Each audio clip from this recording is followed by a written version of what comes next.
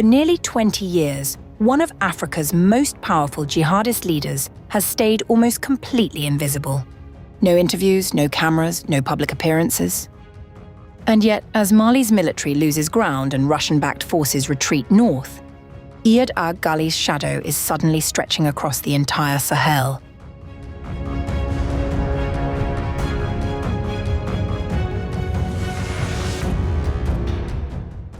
He has never given a press conference.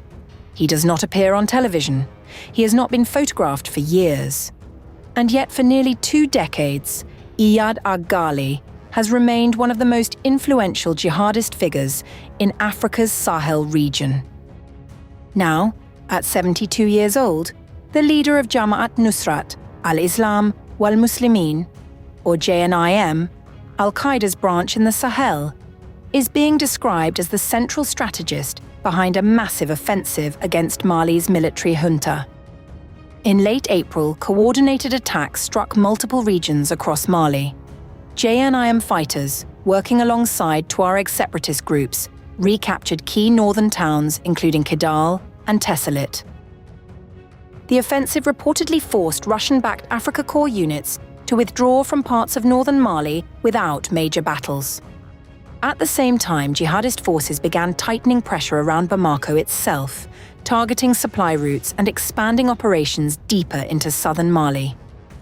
But what makes Iyad Ag Ghali different from many jihadist leaders is not just his military strategy, it is his political evolution. Back in 2012, Ghali's Islamist movement helped impose strict Sharia rule across northern Mali, a period remembered for amputations, public punishments, and destroyed cultural sites. Now, analysts say he is trying to present a different image, less radical, more political, more calculated. Everyone has their own ideology, but we are allies of circumstance against a common enemy. According to reports, Ghali has spent years expanding influence quietly across Mali while building alliances with tribal leaders, Islamist networks, and anti-junta factions. Experts say his long-term objective may not simply be capturing territory, but reshaping the political order inside Mali itself. Iyad Ag Ghali is appreciated by prominent merchants and Wahhabi students who are well organized and have effective networks in Bamako. What is also striking is who has failed to stop him. French counter-terrorism forces spent years hunting Ghali during Operation Barkhane. After France withdrew, Russian Wagner mercenaries, later replaced by the Africa Corps, also failed to eliminate him. Instead, JNIM appears to have expanded. And now some observers believe Mali's conflict is entering an entirely new phase, one where jihadist groups are no longer acting only as insurgents, but as political power brokers. For now, Iyad Ag Ghali remains out of public view, but across Mali his influence is becoming impossible to ignore.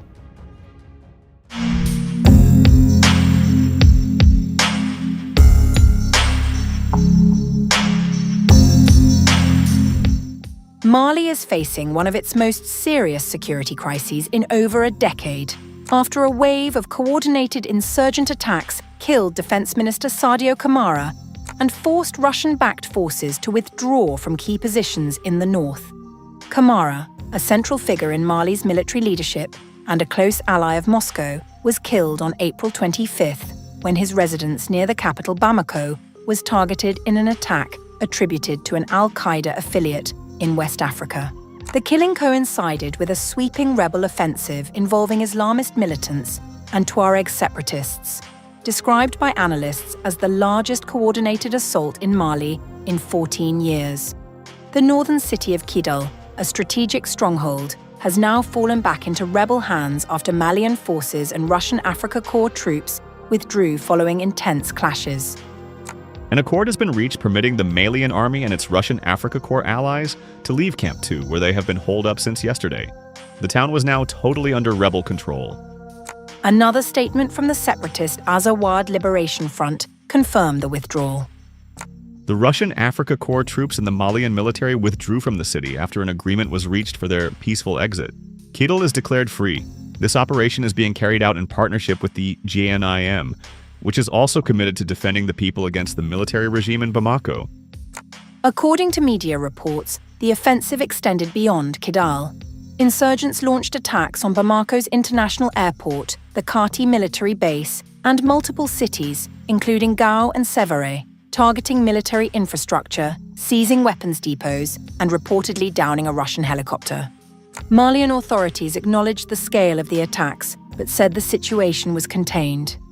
Armed terrorist groups carried out complex and coordinated attacks targeting certain cities in the country, notably the garrison towns of Kati, Sévaré, Gao, Kidal, and Bamako. These terrorist attacks have unfortunately left 16 wounded, including civilians and military personnel treated by medical facilities, and limited material damage. Officials acknowledged the scale of the attacks but downplayed their broader impact, emphasizing that casualties remain limited and infrastructure damage is contained. Coulibaly added that Malian forces have regained operational control across all affected zones, crediting the rapid deployment and response of security units. At present, the situation is fully under control in all the affected localities. His Excellency General of the Army Assimi Goïta, President of the Transition, Head of State, Supreme Commander of the Armed Forces, the Transition Government, and the entire Malian people salute the promptness of the commitment of the armed and security forces, as well as their exemplary patriotism and unfailing determination to defend the nation and protect the population. Russia's embassy in Bamako condemned the attack, warning of broader regional instability. 250 militants attacked Bamako Senu International Airport and the military base located nearby. The Malian armed forces repelled the attack and are currently taking further steps to eliminate the militia that may have been reportedly trained by Western security agencies. Russia is deeply concerned about these developments. This terrorist activity poses a direct threat to the stability of friendly Oscar Mali and could have the most serious consequences for the entire region. Analysts say the developments represent a major setback for both Mali's junta and Russia's expanding military footprint in the Sahel. The attacks are a major blow to Russia as the mercenaries had no intelligence about the attacks and were unable to protect major cities. They have unnecessarily worsened the conflict by not distinguishing between civilians and combatants.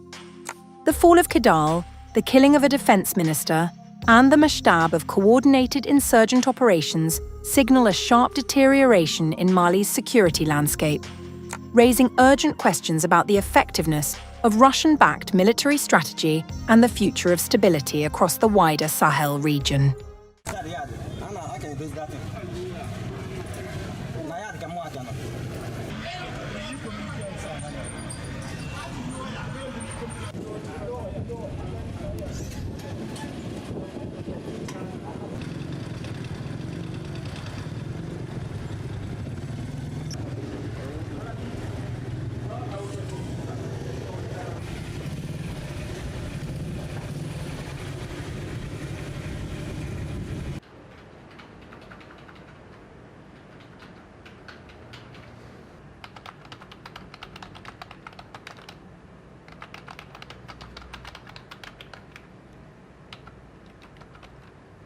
Civilian death toll in the conflict in Burkina Faso is not known, simply because there is no mechanism to track civilian casualties.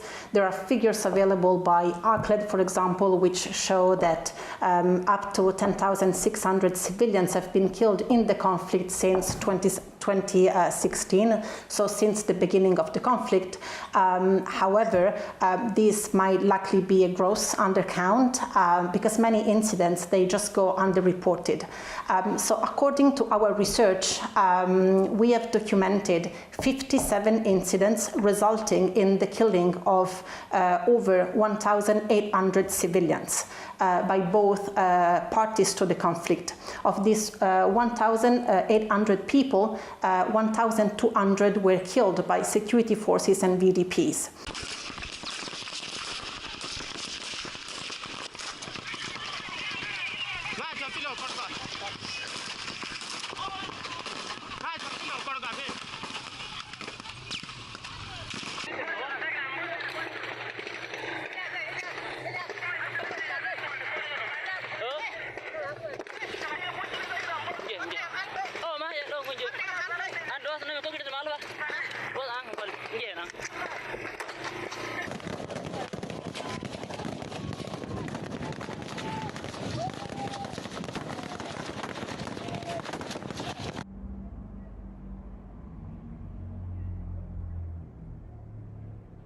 The first one is that we couldn't possibly document every single incident, and the second one is that security forces and allied militias, the VDPs, appear to be more brutal and violent than JNIM when they conduct their counterinsurgency operations. Also, this could well be a regional trend because in Mali, for example, ACLED has documented that security forces were responsible for more killings of civilians than armed Islamist groups. So this is not probably just isolated anomaly, but it's more like a regional pattern with many questions being raised here and concerns regarding the conduct and discipline of the military forces.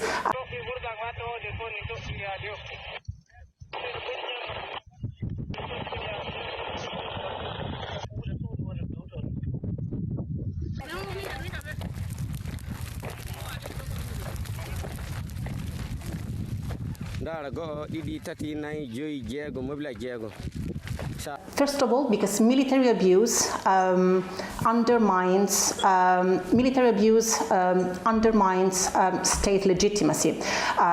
So, for example, when the military, which is supposed to protect the population, becomes a source of violence, then the community immediately loses trust in the state institutions, and this also weakens the relation and the necessary cooperation between civilians and state institutions, which is important in counterinsurgency efforts, for example, on sharing intelligence or putting in place early warning systems.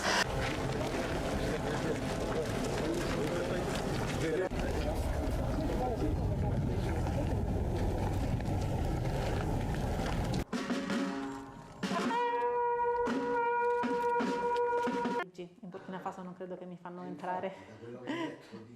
Sì. No, parto domani per Parigi, è lì che... Secondly, military abuse also creates a cycle of grievances, frustrations, and resentment, especially among the most affected communities. In this case, for example, in the case of Burkina Faso, the Fulani community, which can fuel recruitment into the ranks of the Islamist armed groups, which are actually surfing and exploiting this kind of military abuse for their propaganda.